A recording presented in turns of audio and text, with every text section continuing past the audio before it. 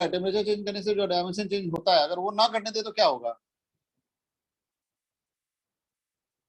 Stress develop हो जाएगा body. Yes, उसी स्ट्रेस को हम लोग थर्मल स्ट्रेस कहते हैं। क्या कहते हैं? तो thermal stress is stress developed in the body if you don't allow the dimension change. ठीक है, यानी वहां डायमेंशन चेंज होने से स्ट्रेस नहीं होता है, डायमेंशन चेंज जितना हम नहीं करेंगे उसके हिसाब से होगा। ठीक है भाई, एक बहुत पॉपुलर सा क्वेश्चन है यहाँ पे, जैसे मान लो अगर एक रॉड है फ्रीली रखा हुआ है,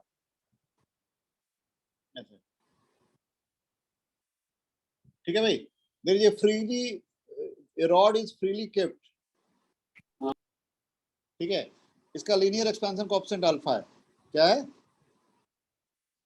alpha. Now I am changing the temperature by delta T, what is the strain and stress developed in the rod? ये rod is freely kept and I am changing the temperature, free है यानी मैं इसको compress नहीं किया हूं किसी तरह से। ठीक है, a freely kept rod undergoes temperature change delta T. Language देना चाहो तो लिख लो, a freely kept rod undergoes temperature change delta T. ठीक है,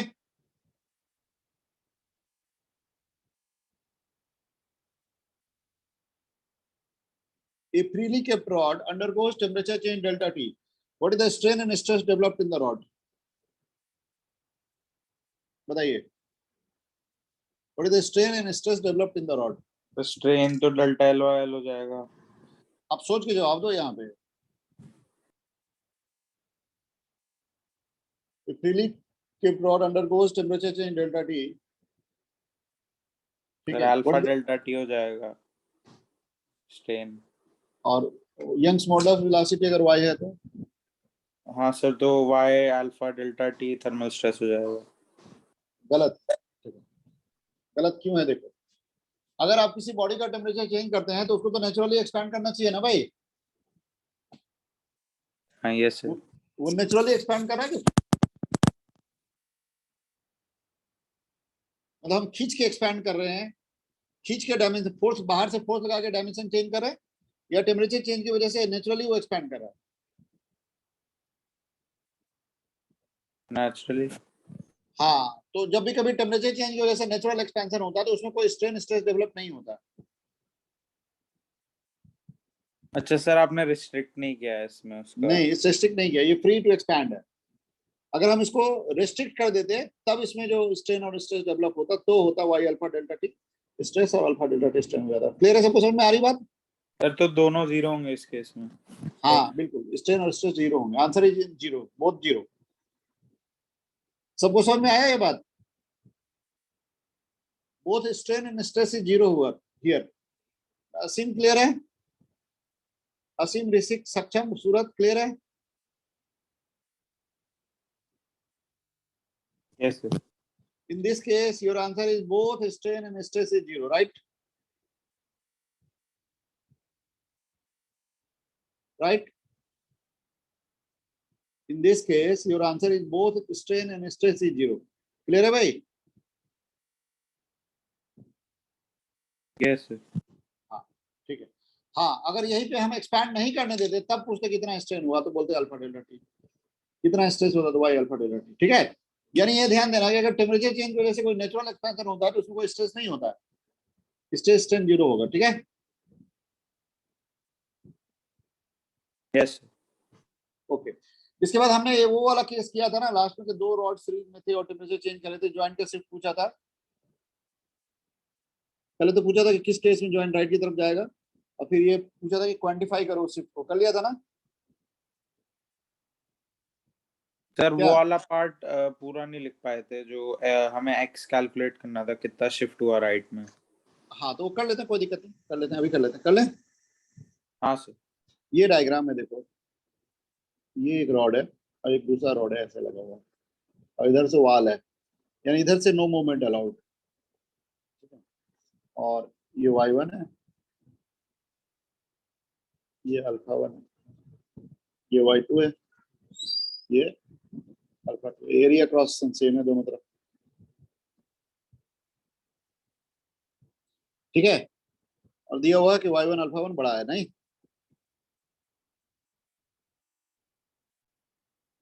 ये तो हम लोगों ने एनालाइज कर लिया था कौन डोमिनेट करता है? जिसका वाई अल्फा का प्रोडक्ट ज्यादा होता है, राइट? Yes sir. दोनों रॉड में से कौन डोमिनेट करेगा ज्वाइंट शिफ्ट में? जिसका वाई अल्फा का प्रोडक्ट ज्यादा होगा वो डोमिनेट करेगा। ये रियलाइज कर लिया था ना हमने? हाँ सर, ये हो गया था। जिसके वाई अल्फा का प्रोडक्ट ज्यादा होगा वो डोमिनेट करेगा। यानी y1 अल्फा 1 अगर y2 अल्फा से टू से ज्यादा है तो ज्वाइंट राइट की तरफ शिफ्ट करेगा, और y2 अल्फा 2 अगर y1 अल्फा से ज्यादा है तो ज्वाइंट लेफ्ट की तरफ शिफ्ट करेगा। और अगर y1 अल्फा 1 और y2 अल्फा 2 बराबर हो जाए तो ज्वाइंट बिल्कुल शिफ्ट नहीं करेगा। ये तो कर लिया था ना हमने रियलाइज? Yes sir. ठीक है। अब इसको क्वांटिफाई करना है कितना शिफ्ट करेगा। मान लो हमने डेल्टा टी टेम्परेचर चेंज कर दिया तो क्वांटिफाई करना है कितना। मान लिया मैंने x किया ये, तो मैंने तुम्हें ये कहा था कि इसकी नेचुरली ये कितना एक्सपेंड करता अगर फ्री होता तो? ये लेंथ L1 दिया होता। L1 alpha 1 delta T. अभी कितना किया? x अब कितना नहीं किया?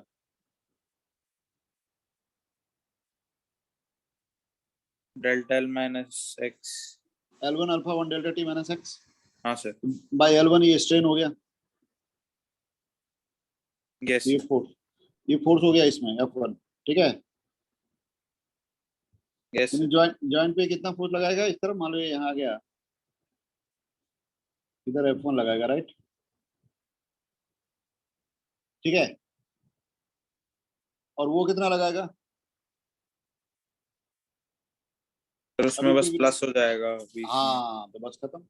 y2a L2 alpha 2 delta T plus x by L2।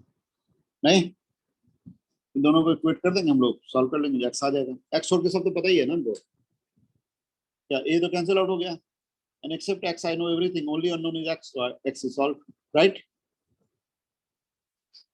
Yes sir. Sir area यहाँ पे एरिया ऑफ क्रॉस सेक्शन है। हाँ एरिया, यहाँ पे एरिया क्रॉस सेक्शन है जो कट जाएगा, क्योंकि we are assuming area of cross section to be same in the both the sides. ठीक है, ठीक है भाई। Yes sir. हाँ तो ये हो गया, आगे बढ़े।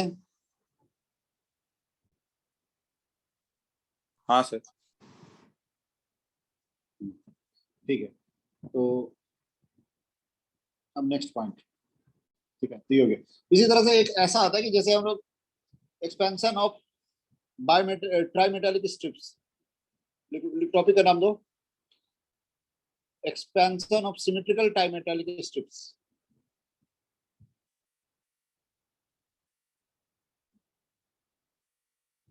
Sir expansion of symmetrical trimetallic strips.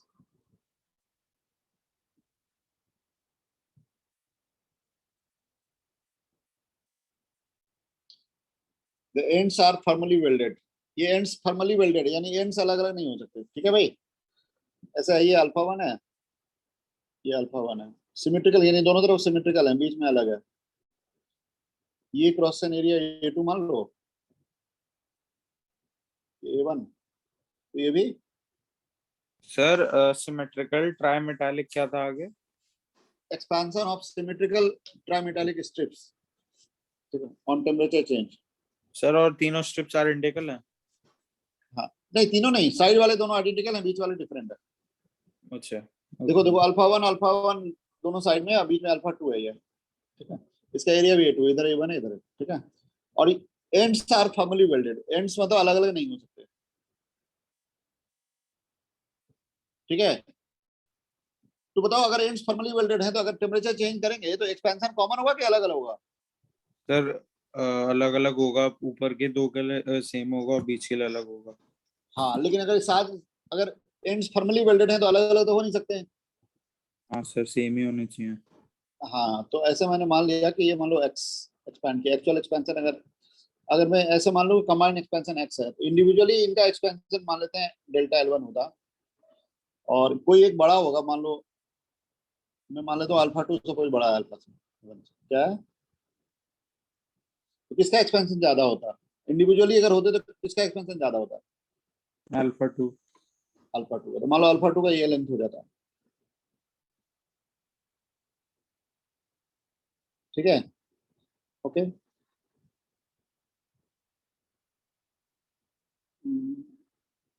तो ये लेंथ क्या हो जाएगा? डेल्टा L2 नाम दे देते हैं, क्या?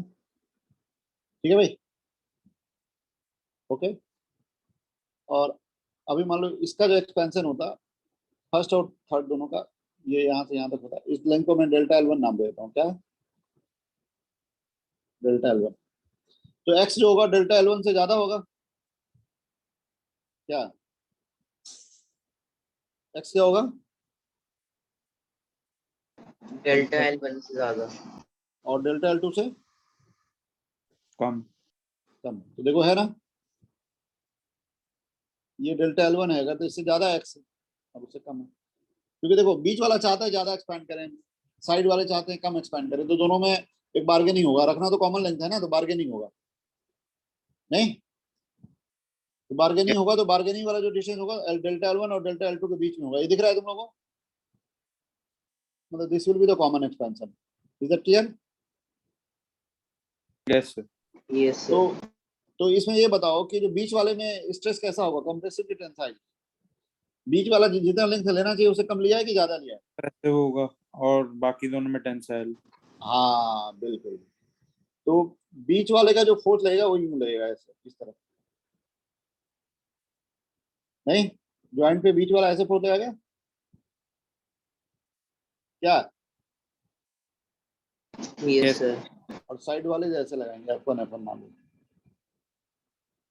तो बताओ F2 क्या होगा यहाँ पे? कितना एक्सपैंड होना चाहिए था नेचुरली, जितना हुआ था जितना नहीं हुआ उसी की वजह से होगा ना भाई, तो नेचुरली कितना एक्सपैंड होता है ये? L alpha two delta T होता है।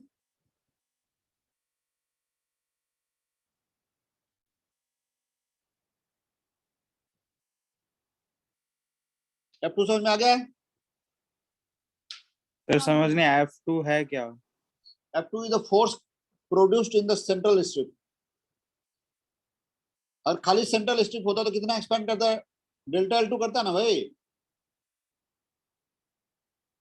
यस सर समझ गया। अभी कितना एक्सपैंड किया x, तो कितना नहीं किया?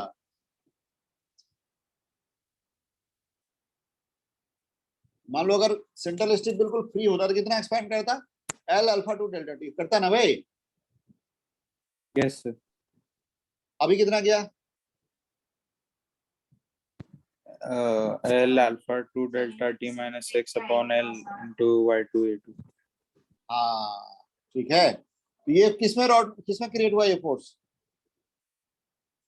Middle strip. Middle strip. और साइड स्ट्रिप में कितना क्रिएट हुआ? Sir L alpha 1 delta T plus x upon L y1 a1। नहीं, अरे भाई देखो साइड वाले कितना एक्सपैंड करते हैं? Delta L1। Yes sir. अभी कितने किए हैं? x तो कितना ज्यादा किए हैं? डेल्टा L1 x हाँ माइनस डेल्टा L1। हाँ, तो इसमें x माइनस डेल्टा L1 की वजह से टेंसाइल स्ट्रेस है ना, तो F1 का क्या फॉर्मूला होगा? x minus L alpha 1 delta T by L into y1 a1। Clear है? ठीक है, आ रहा है समझ में? क्या बंसल जी, क्लियर है? यस सर क्लियर है। अच्छा, अब इक्विलिब्रियम में अगर है तो जो अंदर फोर्स और बाहर फोर्स इक्वेट करना चाहिए ना, तो इक्विलिब्रियम में क्या कंडीशन बनेगा भाई? दोनों सेम।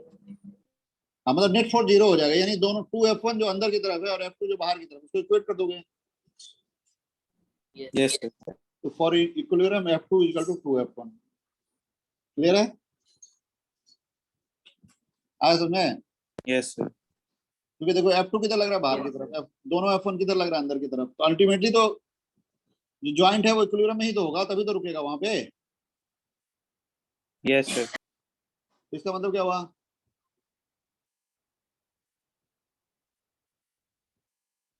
क्या हुआ मतलब?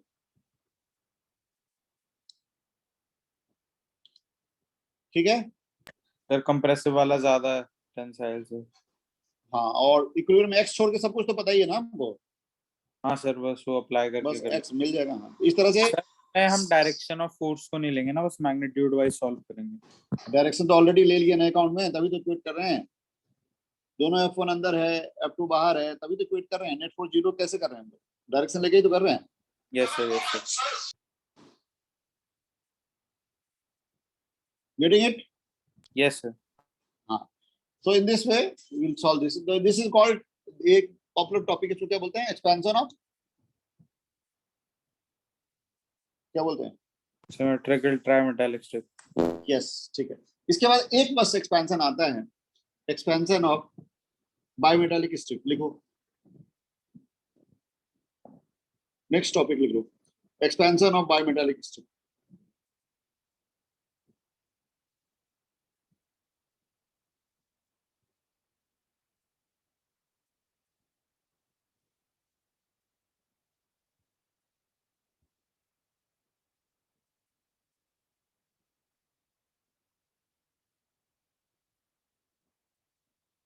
ठीक है भाई, क्या? एक्सपेंशन ऑफ बायमेटालिक स्ट्रिप, ठीक है भाई। Yes, sir. Expansion of bimetallic strip.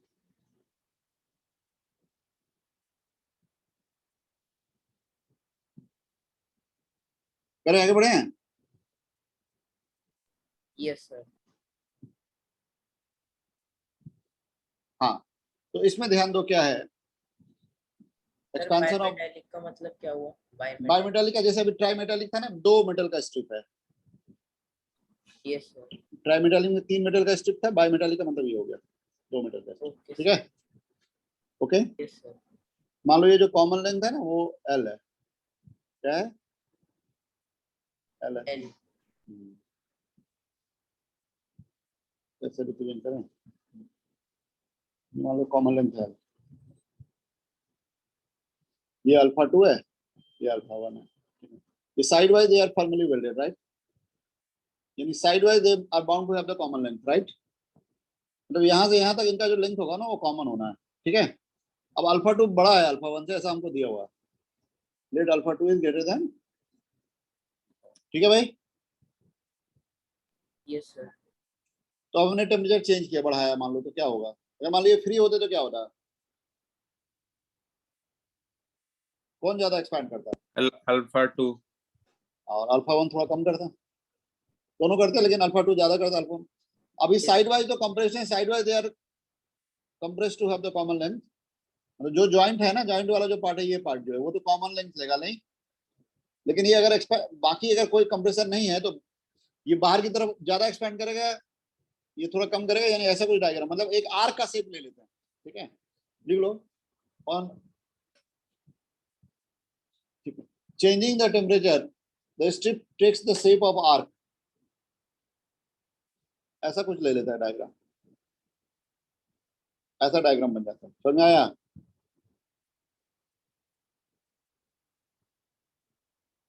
ठीक है भाई। सर ऐसा क्यों होता है? ऐसा इसलिए क्योंकि अल्फा 2 ज्यादा एक्सपैंड करना चाहता है, अल्फा 1 कम करना चाहता है, लेकिन जो ये वाले लाइन है ये तो कॉमन लेंथ पे ही रहेंगे ना। तो जो बाहर जो ज्यादा एक्सपैंड करना चाहता है वो आउटर बाउंड्री बना देता है, ऐसे आउटर आर्क बना देता है। जो अंदर कम एक्सपैंड करना, इनर आर्क बना देता है। सर तो जो बीच में मतलब आर्क फॉर्म होने के बाद जो बीच वाली लाइन है वो और वो उसका मैग्नीट्यूड सेम होगा जो इनिशियल था? हाँ बिल्कुल बिल्कुल, मतलब ओरिजिनल से सेम नहीं होगा लेकिन ये कॉमन होगा ना दोनों में। तो ये तो बिल्डेड है फॉर्मली, तो ये लेंथ तो कॉमन ही होगा ना दोनों में। हाँ हाँ, यस। ठीक है, तो ये होता है फंडा। जब आप टेम्परेचर चेंज करते हैं तो they take the form of arc in such a way that, ठीक है, अल्फा 2 मेक्स आउटर स्ट्रिप, ठीक है, आउटर आर्क। ट्रिपल में नहीं होता ना ये? ट्रिपल तो ट्रिपल में लॉन्गिट्यूड। तो इसलिए नहीं होता, दोनों तरफ से सिमेट्रिक होते हैं तो दबा देते हैं। हाँ यस। बायोमेटालिक में आर्क इसलिए बन जाता है क्योंकि सिमेट्रिक नहीं है ना, एक ज्यादा है एक कम है, ठीक है। आगे बात में, यस सर। हाँ। तो अब इसमें जानते हो ऐसा होता है कि हर एक स्ट्रिप का सेंट्रल लाइन, जैसे इसका आउटर का सेंट्रल लाइन मान लो ये भी लिख लेना। To minimize the stress, central line of each strip takes the expected length. To minimize the stress, central line of each strip takes expected length.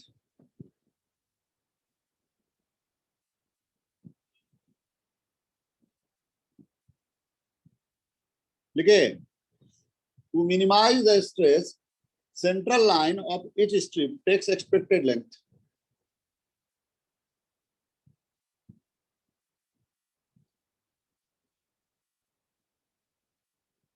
लिख लिए?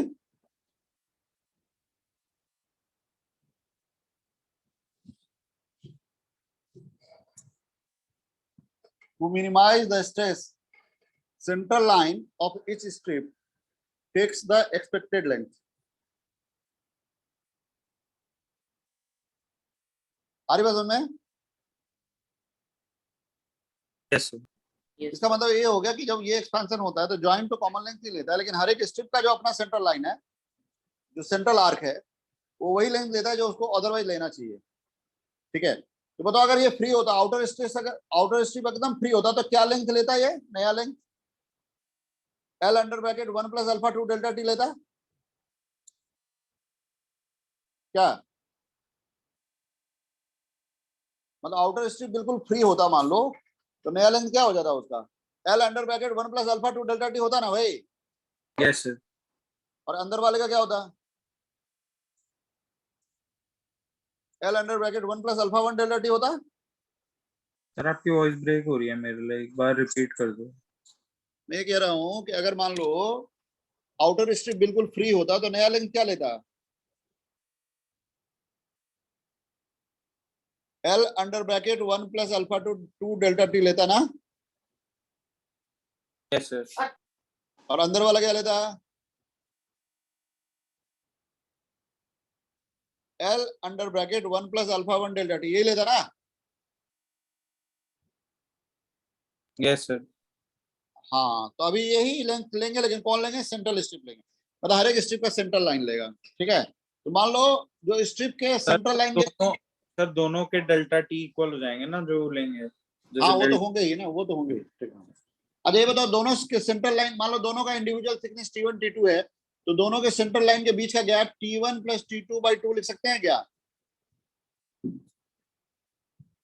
बोलो, can I right the distance between the central line of each strip is T1 plus T2/2?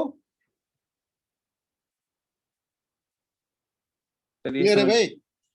मैं कह रहा हूं कि मान लो अंदर वाला जो स्ट्रिप है ना, उसका थिकनेस T1 है, क्या है? T1। और बाहर वाले का T2 है, तो दोनों के सेंट्रल लाइन के बीच में कितना डिस्टेंस है?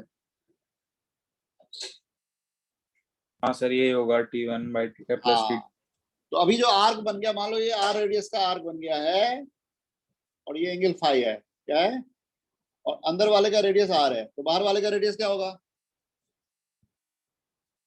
ये T1 प्लस T2/2 को मान लो मैं T डैश लिख दे रहा हूँ, तो बाहर वाले का क्या होगा रेडियस? अंदर वाले सेंट्रल लाइन का रेडियस अगर R है, तो बाहर वाले सेंट्रल लाइन का क्या होगा? R plus T1 plus T2/2। हाँ, तो उसको T डैश नाम दे दिया, तो क्या नहीं उसे R फाई किसके बराबर है? यानी R plus T dash phi, कहने से L under bracket 1 plus alpha 2 delta T, समझ में आ रहा है? और R phi equal to L under bracket 1 plus alpha 1 delta T, समझ में आ रहा है क्या? अभी जो दो क्वेश्चन लिखे वो क्लियर है दोनों सबको? क्योंकि टाइम का कंस्ट्रेंट है ना, इसलिए मैं जल्दी जल्दी करने की कोशिश कर रहा हूँ, थोड़ी ज्यादा टाइम नहीं है हमारे पास, इसलिए थोड़ा जल्दी हो रहा है काम। तो ओके, R थीटा क्या रिप्रेजेंट कर रहा है, जो R और R angle. Phi arc length का फॉर्मूला होता है ना, radius into angle at centre.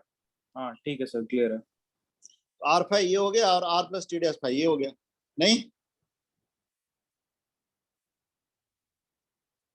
Yes sir. R यहाँ पे रिप्रेजेंट कर रहा है रेडियस ऑफ इनर आर्क, ठीक है? Okay, yes sir. अगर मैं इसको सेकंड ऊपर वाले से नीचे वाले को डिवाइड कर दूं तो क्या मिलेगा? इससे इसको डिवाइड कर दिया तो क्या मिलेगा? R plus T dash upon R is equal to 1 plus alpha 2 delta T upon 1 plus alpha 1 delta T. हाँ,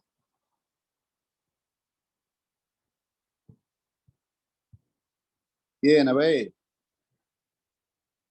ठीक है, ओके। और बाइनोमियल एप्रोक्सीमेशन लगा दें तो ये वाला जो टर्म है ना, ये बन जाता है 1 plus alpha 2 minus alpha 1 delta T. समझ में आ रहा है क्या? Yes sir. क्यों भाई? यानी इसका मतलब रिजल्ट आर क्या आ गया तुम्हारा? 1 1 कैंसिल कर दो दोनों में लेफ्ट साइड में, तो आर क्या आ गया? कहने से R is equal to T dash by alpha 2 minus alpha 1 delta T. ठीक है,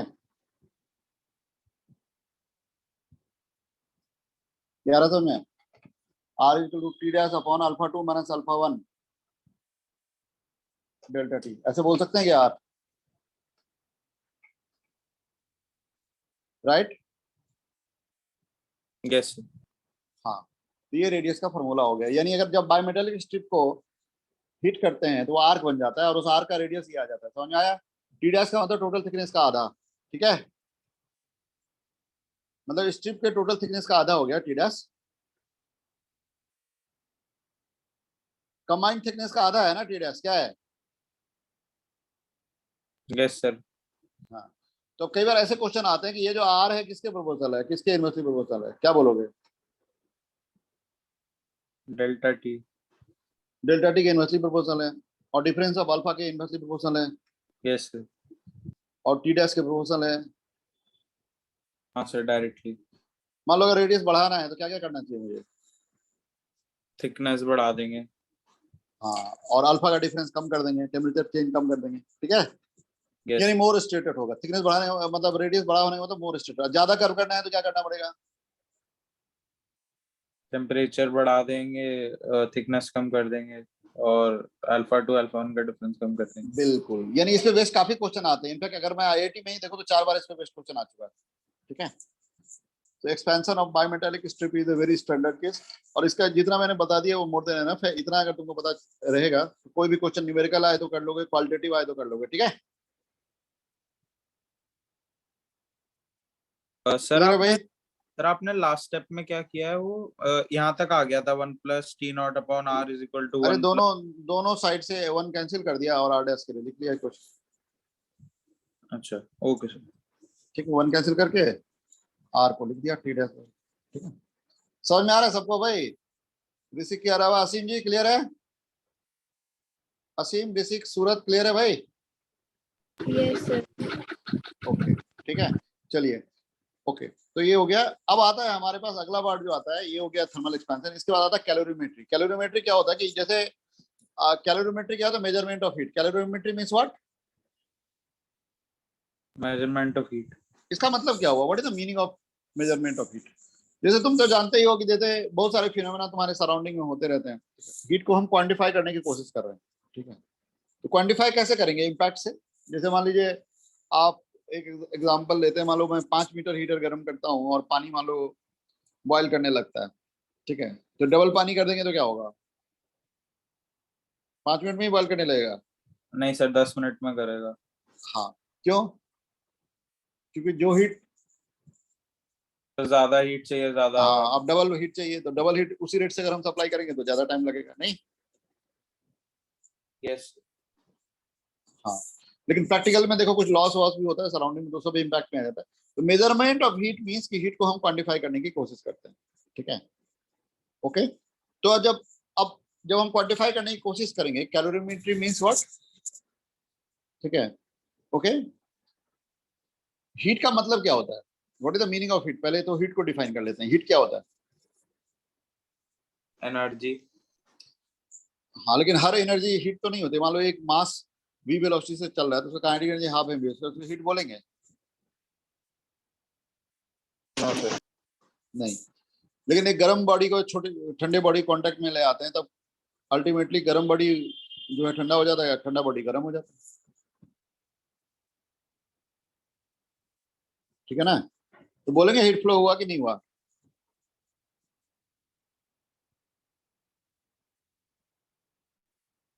बोलेंगे हीट फ्लो हुआ कि नहीं हुआ? सर रिपीट कर दो, आपकी वॉइस ब्रेक। एक गर्म बॉडी को एक ठंडी बॉडी के कांटेक्ट में ले आए तो क्या होता है? ट्रांसफर होती है heat थोड़ी। तो जो गर्म होता है वो ठंडा हो जाता है थोड़ा सा, जो ठंडा होता है थोड़ा गर्म हो जाता है, अल्टीमेटली दोनों सेम टेम्परेचर पे आ जाते हैं ना भाई। Yes sir. तो इसमें हम क्या बोलते हैं हीट फ्लो हुआ कि नहीं हुआ? हाँ सर हुआ। किससे किस में हुआ? सर दोनों में। गेन किसने किया हीट? जो सर गर्म वाले ने ठंडे वाले में ट्रांसफर हुआ। हाँ, और मतलब ठंडे वाले ने गेन किया, गर्म वाले ने लॉस किया। हाँ सर। यानी समझे, अभी हीट बोल रहे हो, जब मास m था वेलोसिटी v था, तो half m square kinetic energy था, उसको तो हीट नहीं बोल रहे थे ना। ठीक है, इसे क्या पता चला? ये एग्जांपल ये बता रहा है हीट की बात हम कर रहे, हीट एनर्जी का फ्लो है कब? टेम्परेचर डिफरेंस की वजह से दो बॉडी के बीच में जब हीट एनर्जी का फ्लो होता है तो उसको हम लोग क्या बोलते हैं? हीट। लिख लो, हीट। हीट का डिफिनेशन लिख लो। Heat is defined as the flow of energy from one body to another due to difference in temperature.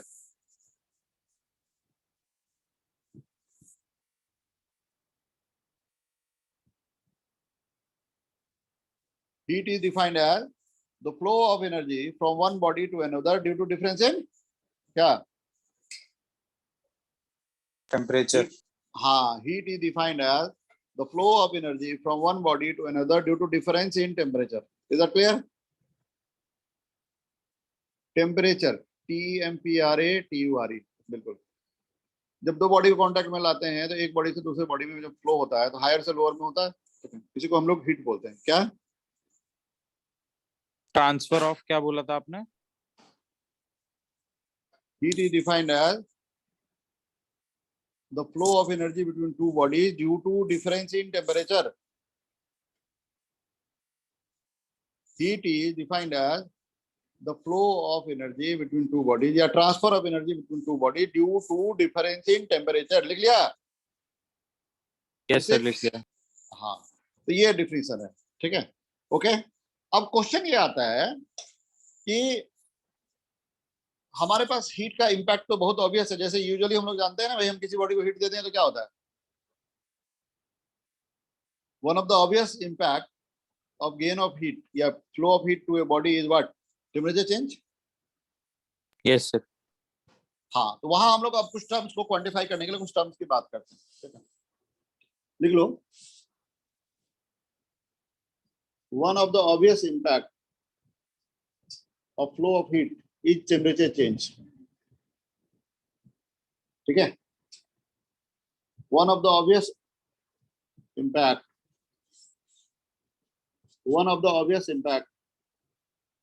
of flow of heat is temperature change।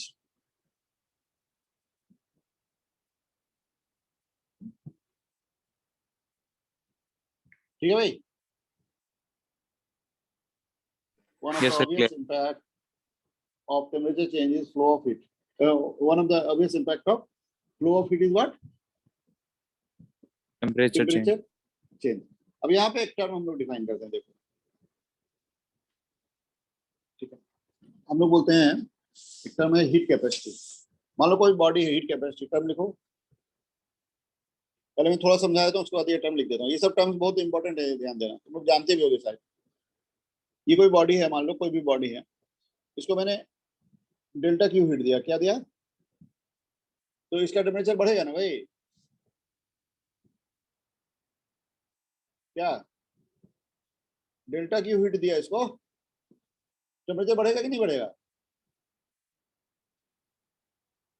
Yes sir बढ़ेगा। मान low temperature बढ़ा delta T. ठीक है, कितना? Delta T. Delta Q heat दिए तो temperature change हो गया डेल्टा टी। तो बताओ यूनिट टेम्परेचर चेंज करने के लिए कितना हीट चाहिए? Delta Q by delta T. हाँ, उसको हम लोग बोलते हैं हीट कैपेसिटी। ठीक है,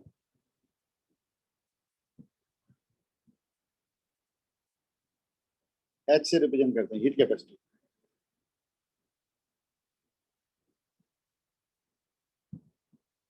ठीक है, लिख लो। Heat capacity of a body is defined as the amount of heat required per unit change in temperature। Heat capacity of the body is defined as amount of heat required per unit change in temperature, ठीक है। Heat capacity of the body is defined as the amount of heat required per unit change in temperature। मतलब किसी body का unit temperature change करने के लिए जिस heat की जरूरत है उसको हम क्या कहेंगे? Heat capacity. हाँ, heat sir capacity of the, हाँ सर डेल्टा क्यू हीट को रिप्रेजेंट कर रहा है। हाँ, डेल्टा क्यू हीट को रिप्रेजेंट कर रहा है, जो हीट दिया हमने, और डेल्टा टी अगर टेम्परेचर चेंज हुआ तो delta Q by delta T को एच कहते हैं, हीट कैपेसिटी, ठीक है भाई। Okay, Yes. ये अलग अलग बॉडी के लिए ऑब्वियसली अलग अलग होगा।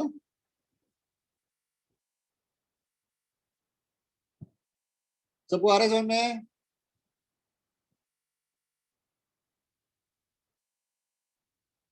Yes sir. असीम क्लियर है? ठीक है। अब देखो एक नया टर्म होता है हमारे पास, तो ये हो गया हीट कैपेसिटी, ठीक है। एक टर्म होता है स्पेसिफिक हीट कैपेसिटी, लिखो, heat capacity per unit mass is called specific heat capacity. यानी अगर इसी ऑब्जेक्ट का मास m है तो delta Q by M delta T को हम लोग क्या बोलेंगे? स्मॉल एस से रिप्रेजेंट करते हैं, इसको क्या नाम देते हैं? Specific heat capacity. हाँ, बाकी सब सेम है, खाली स्पेसिफिक वर्ड डाल दिया, ठीक है भाई। यानी heat capacity per unit mass is called what? Specific heat capacity. हाँ, ठीक है। इसी तरह से एक और टर्म होता है molar heat capacity, heat capacity पर मोल। क्या? हीट कैपेसिटी पर मोल। क्या नाम देते हैं? Molar heat capacity. यानी इसी में मान लो सैंपल में n मोल था, हम लोग क्या लिखेंगे? Delta Q by n delta T. C से रिप्रेजेंट करते हैं इसको, क्या नाम देते हैं? Molar heat capacity. क्लियर है? आ रही बात समझ में? Yes yes sir. Delta Q by n delta T, we will call it what? Molar. Delta Q by N delta T. n क्या है? Molar heat capacity. Number of moles. हाँ, तो delta Q by n delta T is called what? Molar heat capacity. और फिर क्या represent करेंगे इसको? सी।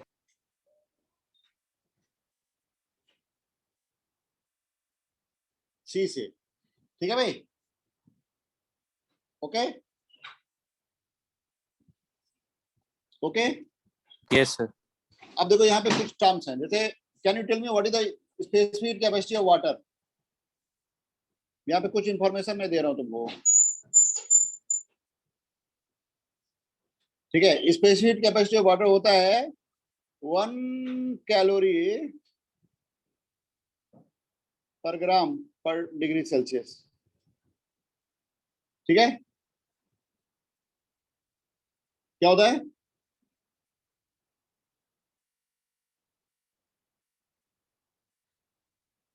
One calorie per gram degree Celsius.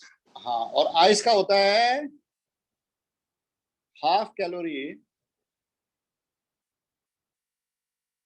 पर ग्राम पर डिग्री सेल्सियस, ठीक है। आइस से क्या होता है? 0.5 calorie per gram per degree Celsius. Clear है भाई? सर तो बॉडी के सेल्फ टेम्परेचर से भी फर्क पड़ता है इस पे? मतलब सर ये हाँ, वाटर ही पड़ता है फर्क। जैसे वाटर का ही अगर हम लोग बात करें ना, तो 0 से 100 के बीच में ये वेरी करता है, थोड़ा हल्का वेरी करता है, ऑलमोस्ट कांस्टेंट रहता है वाटर के इसमें, बट जो एग्जैक्ट वैल्यू आती है ना वो 14.5 से 15.5 आती है। मतलब अगर 14.5 डिग्री से 15 डिग्री ले जाते हैं तब जो अमाउंट चाहिए वो एग्जैक्टली 1 कैलोरी है, और ऐसे अप्रोक्सीमेटली 1 कैलोरी है, लेकिन थोड़ा थोड़ा वेरिएशन है। सर होता कितना है 1 कैलोरी सेल्सियस में? नहीं, 1 कैलोरी तो हीट का एनर्जी, ओ सॉरी, जूल में। जूल में 4.2 जूल होता है, 4.18 होता है, लेकिन प्रैक्टिकली हम लोग 4.2 ले लेते हैं। 1 calorie equal to what? Sir ये कौन से यूनिट सिस्टम में आता है? ये हीट पहले एक्चुअली ना हीट को अलग ही क्वांटिटी माना जाता था, तो उसका यूनिट कैलोरी मान देते। Okay sir.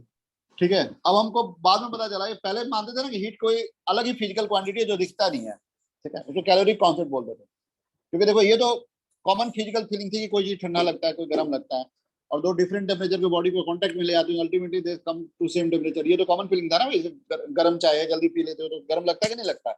या Yes, हाथ sir. आग पे हाथ रख देते हैं तो गर्म लगता है कि नहीं लगता है? तो किसी गर्म चीज को छूते हैं तो ये तो कॉमन फीलिंग था कि कुछ ऐसा, कुछ चीजें गर्म होती कुछ ठंडी होती हैं, और गर्म ठंडे चीजों को मिला देते हैं तो अल्टीमेट दोनों सेम टेम्परेचर पे आ जाते हैं। ये कॉमन फीलिंग था। इसका मतलब ये माना जाता था पहले कि there is something involve in the body, मतलब कुछ इनविजिबल लिक्विड टाइप का कंटेंट है मैटर में, जिसको हम हीट कहते हैं। किसी में ज्यादा होता है, किसी में कम होता है। जब दोनों बॉडी को कांटेक्ट में ले आते हैं तो जिसमें ज्यादा होता है उससे कम वाले में फ्लो कर जाता है। लेकिन ये क्या था एग्जैक्टली पता नहीं था, इनविजिबल था। उस समय हीट को एक अलग फिजिकल क्वांटिटी मानते थे। बाद में पता चला कि मैकेनिकल वर्क जो होता है ना, तो उसमें हीट क्रिएट होता है। तब फिर पता चला कि अच्छा, हीट कोई डिफरेंट क्वांटिटी नहीं है, बल्कि हीट का एनर्जी का फ्लो ही है। ठीक है, तब Yes, sir. तब हीट का यूनिट, एनर्जी का यूनिट जूल था। तो जूल, इसका मतलब कैलोरी और जूल में कुछ रिलेशन होना चाहिए, तो उसको क्वांटिफाई किया गया। तो क्या आया? 4.2 जूल। इसको मैकेनिकल इक्विवेलेंस ऑफ हीट भी बोलते हैं। ठीक है भाई, Yes, sir. आ रही बात समझ में? यानी 1 कैलोरी इक्वल टू 4.2 जूल होता है। इसी को मैकेनिकल इक्विवेलेंस ऑफ हीट बोलते हैं। Got it? Yes. और इसमें आने में बहुत टाइम लगा है। मतलब ये तुम लोग को लग रहा होगा कि सब तो ऐसे एक लाइन में इंफॉर्मेशन दे रहे हैं, बट इस कहानी तक आने में बहुत टाइम लगा। मतलब तुम सोचो कि ह्यूमन सिविलाइजेशन को 1500-1600 साल लग गया। शुरू में हम लोग हीट को एक अलग फिजिकल क्वांटिटी मानते थे, उसका यूनिट होता था कैलोरी। ठीक है, और बाद में जब ये पता चला गया कि बहुत सारे प्रोसेस में जो मैकेनिकल वर्क होते हैं तो हीट जनरेट होता है। तो मैकेनिकल वर्क में अगर हीट जनरेट होता है तो उसको जो हम कैलोरी से रिलेट करते हैं तो ये रिलेशन आ जाता है। ठीक है, Yes. Yes, sir. ओके। अब देखो, वाटर का स्पेसिफिक कैपेसिटी क्या है? 1 calorie per gram per degree Celsius. और आइस का क्या है? 0.5. हाँ, तो can you tell me what is the molar heat capacity of water? बताओ। जितना इंफॉर्मेशन है तुम्हारे पास उसको यूज करके बताओ, या जितना मैंने दिया उसी के टर्म में तुमसे पूछ रहा हूँ। What is the molar heat capacity of the water? Water का मोलर हीट, वाटर का तुम एक मोल का मास जानते हो ना भाई? हाँ सर, 18 grams. हाँ, तो बताइए क्या होगा? What is the molar heat capacity of water? This is the question, बताइए।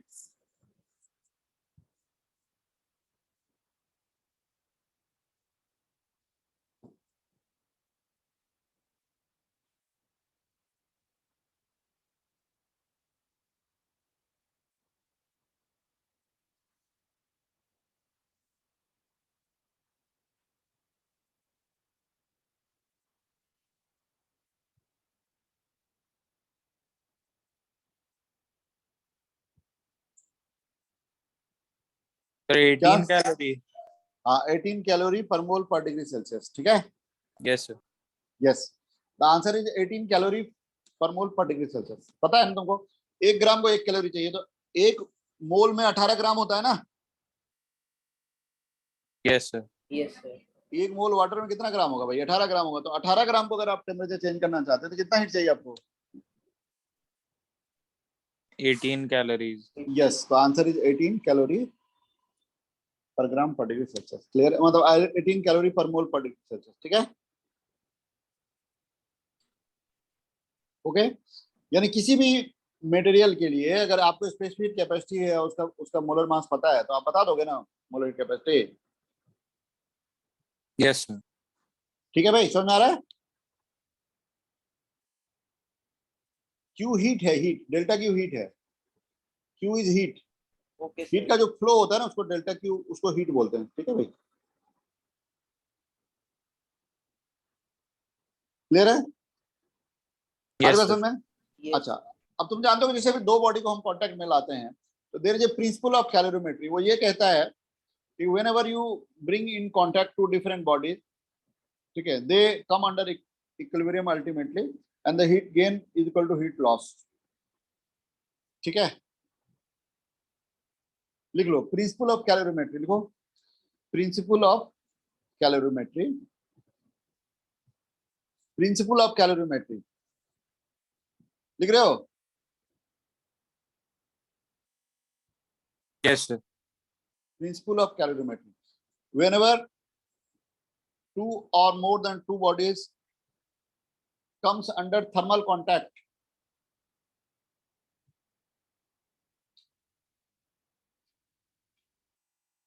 ठीक है, whenever two or more than two body comes under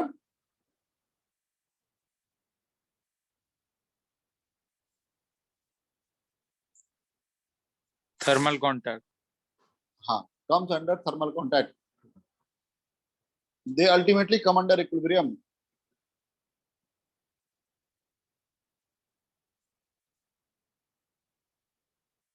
ठीक है, they ultimately come under thermal equilibrium. Thermal equilibrium जब दो बॉडी का या ज्यादा बॉडी का टेम्परेचर जब सेम होता है तो हम थर्मल इक्विलिब्रियम बोलते हैं. क्या बोलते हैं? Thermal equilibrium. हाँ, तो they ultimately come under thermal equilibrium and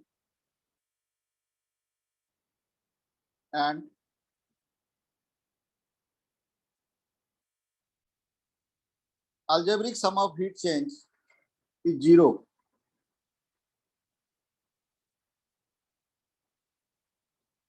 And algebraic sum of heat change is zero for the system. ठीक है? Yes, sir. हाँ, ठीक है भाई.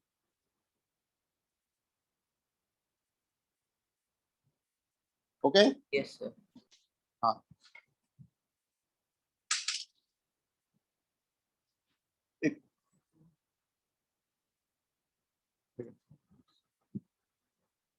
एक क्वेश्चन लिखो जरा.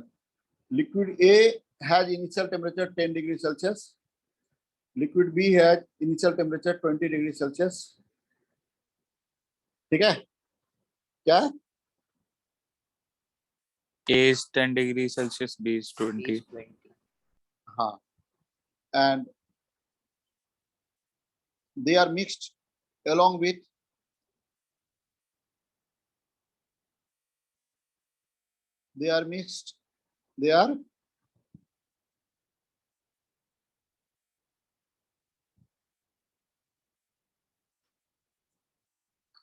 हाँ, they are mixed along with water at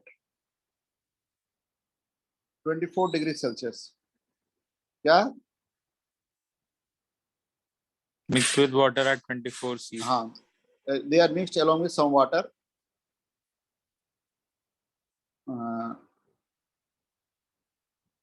एक मिनट, जो A का जो मास है ना वो दे रखा है 20 ग्राम. कितना? और B का दे रखा है 30 ग्राम. ठीक है, और वाटर का दे रखा है 10 ग्राम. कितना? They are mixed along with water at initial temperature 24 degree Celsius. ठीक है भाई. Yes, sir. वाटर का मास कितना है? 10 10 gram. gram. हाँ, okay. The final temperature of the mixture is 16 degrees Celsius. Final temperature of the mixture is 16 degrees Celsius. ये दिया हुआ. पूरे सिस्टम का फाइनल टेम्परेचर कितना है?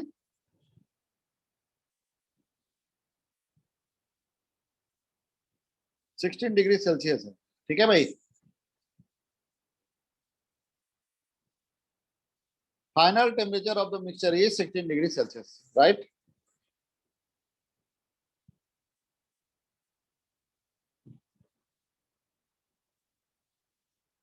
राइट. अरे बात समझ में भाई.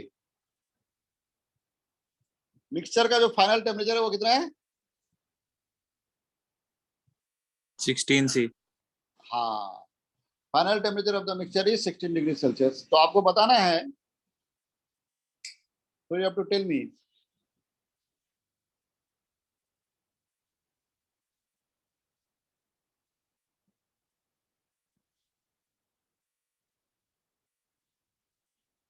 Okay. Final temperature of the mixture is 16 degree Celsius. आपको बताना है. ठीक है भाई. What are the specific heat capacities of A and B?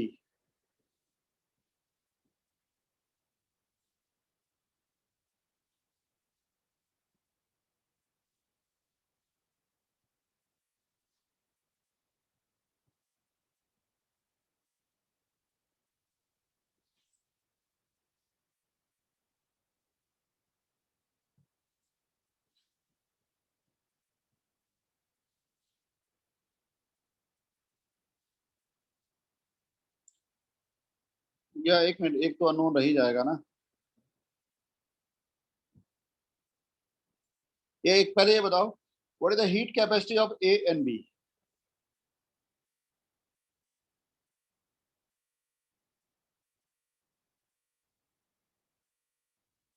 नहीं, हीट कैपेसिटी भी नहीं बता पाओगे तुम जब तक तुमको वो नहीं दिया जाएगा। एक एक एक पॉइंट और लिख लो, specific heat capacity of B is, water का तो पता ही है ना specific capacity. Yes sir. Specific heat capacity of B is 2 calorie, ठीक है, per gram per degree Celsius. Specific heat capacity of B is 2 calorie per gram per degree Celsius, ठीक है। यस। हाँ तो बताओ what is the specific heat capacity of A का specific capacity पूछा आपसे, बताइए।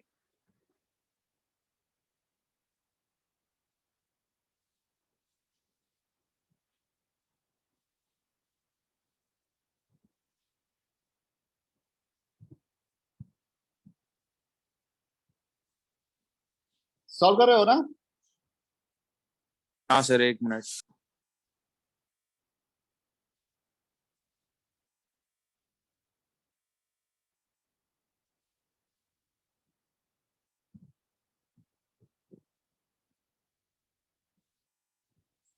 अभी जो बताया है उसके बाद डायरेक्ट एप्लीकेशन है।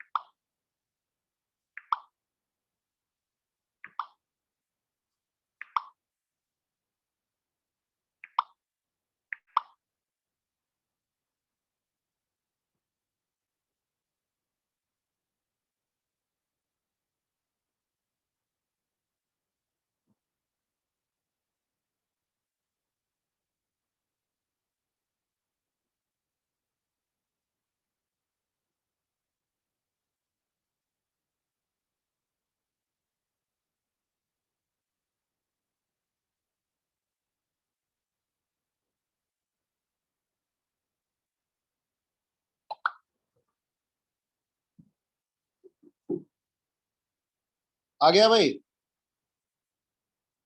हाँ सर, फाइनल कैलकुलेशन कर रहे हैं, एक मिनट।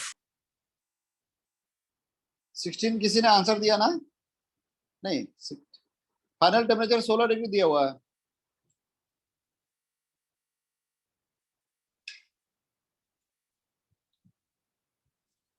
सर 4.5 आ रहा है, 4.5 कैलोरी पर ग्राम पर। 4.5 आ रहा है, चलो देखते हैं, मुझे तो नहीं पता, लेट अस सी। चलिए सॉल्व कर लेते हैं।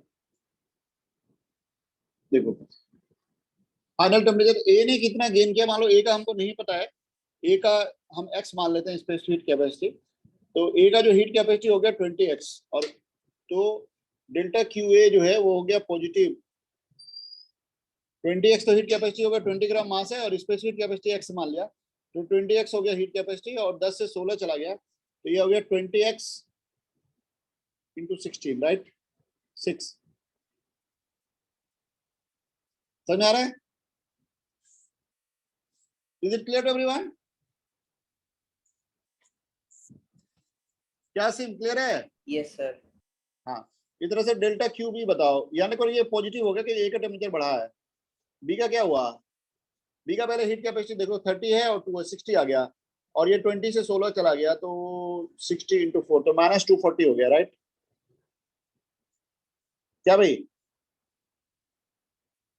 और वाटर की बात करेंगे तो वाटर का जो हीट कैपेसिटी है वो तो 30 ग्राम, तो 10 ग्राम है तो 10 ही हो गया, तो 24 से 16 यानी 8 चला गया, तो ये हो गया -80। क्लियर है? क्लियर है? तीनों स्टेप क्लियर है सबको? Yes, sir. तो इनका सम 0 कर दो, उससे x मिल जाएगा तुमको। तो मेरे हिसाब से 320 बटे 120, your x is coming out to be 320 by 120 यानी 32 by 12। अरे क्या बोल रहे थे? 8/3 आ गया आंसर। कुछ गड़बड़ी तो नहीं हुई है भाई? Rishik, yes sir. Can you hear me? Yes sir. क्या गड़बड़ी हुई थी?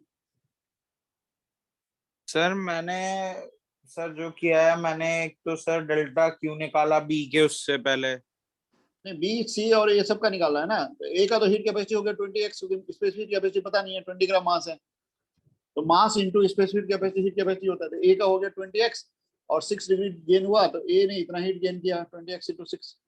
बी ने कितना लॉस किया? बी का मास 30 ग्राम दिया हुआ है और स्पेसिफिक कैपेसिटी कितना दिया था? 2 दिया था ना भाई हाँ सर। बी का। तो इसका हीट कैपेसिटी हो गया 60, तो 60 से 4 डिग्री नीचे चला गया यानी 16 पे चला गया, तो 240 हो गया टिकट।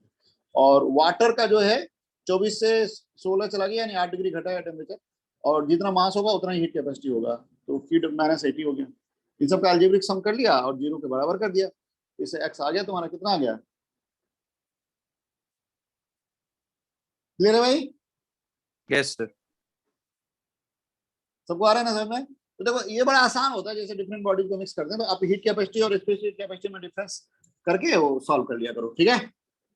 ओके, जब तो एक स्टैंडर्ड फार्मूला होता है जब भी हम दो डिफरेंट बॉडीज को मिक्स करते हैं। मान लो सपोज एक बॉडी है जिसका मास m है, उसका स्पेसिफिक कैपेसिटी S1 है और उसका इनिशियल टेम्परेचर T1 है। दूसरा बॉडी है जिसका मास M2 है, स्पेसिफिक कैपेसिटी S2 है और टेम्परेचर T2 है। इन दोनों को मिक्स कर दिया तो फाइनल टेम्परेचर क्या होगा? मान लो कोई एक बड़ा होगा कोई छोटा होगा ना इसमें से, यस सर। तो फाइनल टेम्परेचर T1 T2 के बीच में कहीं आएगा? हाँ सर। तो फाइनल टेम्परेचर का फॉर्मूला क्या होगा बता सकते हो? मान लो T2 बड़ा है, फाइनल टेम्परेचर T2, इसने कितना गेन किया? T2 अगर बड़ा है तो इसने कितना गेन? TF का मतलब T1 से बड़ा होगा, T2 से छोटा होगा। इसने कितना गेन किया? M1 S1 TF minus T1 नहीं, यस सर। और उसने कितना लॉस किया सेकंड बॉडी ने?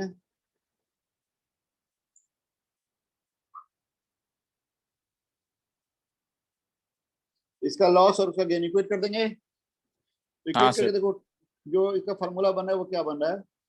M1 S1 T1 plus M2 S2 T2 by M1 S1 plus M2 S2, ये फॉर्मूला बन गया। क्लियर है भाई? तो जब भी आप दो डिफरेंट बॉडीज को जो कि डिफरेंट टेम्परेचर पे उनको मिक्स करेंगे तो फाइनल टेम्परेचर का ये फॉर्मूला होगा। समझ में आ रहा है क्या? सर आपने Okay? वो वाला पार्ट किया ना कि स्पेसिफिक हीट सेम होती है, 0 होता है सम। हाँ बिल्कुल वही किया, लेकिन यहाँ पे मैग्नीट्यूड वाइज इक्वेट कर दिया मैंने, प्लस माइनस करके नहीं किया, ठीक है ना?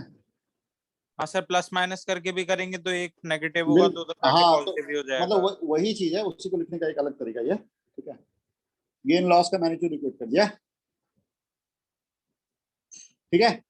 Yes sir.